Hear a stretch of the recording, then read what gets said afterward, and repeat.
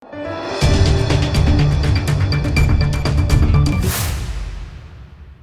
દર્શક મિત્રો, આપ જોઈ રહ્યા છો લોકમૈત્રી ન્યૂઝ. હું છું એન્કર અમિતા પટેલ. હવે જોઈએ અગત્યના સમાચાર.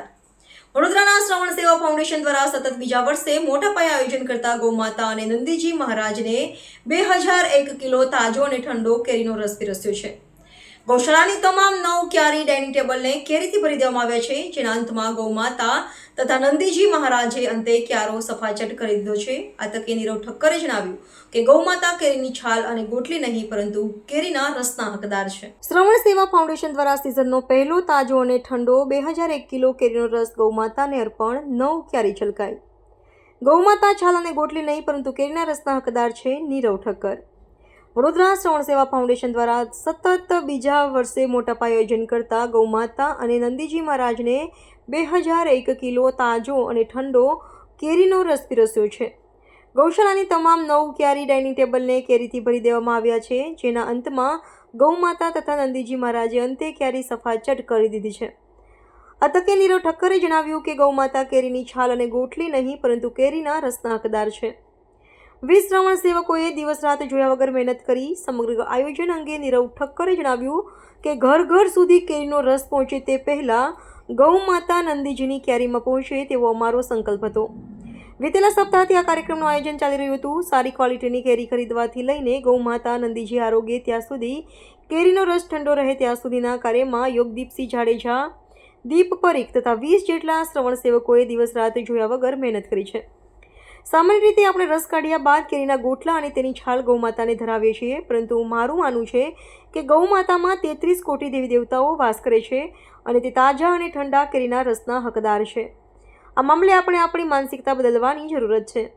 પ્રતિ પશુ 2.80 કિલો કેરીનો રસ જમી શકે તેવું આયોજન. નીરવ ઠક્કરે વધુમાં જણાવ્યું કે અમે 2001 કિલો તાજો ઠંડો કેરીનો રસ ગૌશાળાની 9 ક્યારીમાં ઠાલવ્યો હતો. ગૌશાળામાં અંદાજિત 700 જેટલી ગૌમાતા, નંદીજી મહારાજ તથા અન્ય પશુઓ વસવાટ કરે છે, જેથી અમારી ગણતરી પ્રમાણે પ્રતિ પશુ 2.80 કિલો કેરીનો રસ જમી શકે તેવું અમારું આયોજન હતું. એટલું જ નહીં, કેરીના જે ભાગે ગૌમાતા જલ્દી કેરીનો રસ સફાચટ કરી ગયા તે અમે તેની હાજરીમાં જ ક્યારી ભરી આપી હતી. આવું 2-3 વખત થયું હતું. તો આવનારી પેઢીએ ગૌસેવાની વાતો માત્ર પાઠ્યપુસ્તકોમાં જ વાંચશે. નીરવ ઠક્કરે જવાબદારીપૂર્વક કહ્યું કે ગૌમાતા આપણા સંસ્કાર અને સંસ્કૃતિનો હિસ્સો છે. એક સમયે આપણા પરિવારની એક પેઢી જમવાનું બનાવતા પહેલા ગૌમાતા માટે અલગ ભોજન કાઢતી હતી. સમય જતાં બધું વિસરાઈ રહ્યું છે. જો આપણે જાતે જાગૃત નહીં થયા તો સમય જતાં આપણી આવનારી પેઢી ગૌસેવાની વાતો ભૂલી જશે અને ત્યારબાદ માત્ર પાઠ્યપુસ્તકોમાં જ ગૌસેવા વાંચવા મળશે, જેથી આપણે પોતાની સાંસ્કૃતિક જવાબદારી સમજીને યથાશક્તિ ગૌસેવામાં જોડાવા જોઈએ તેવી મારી સૌને અપીલ છે.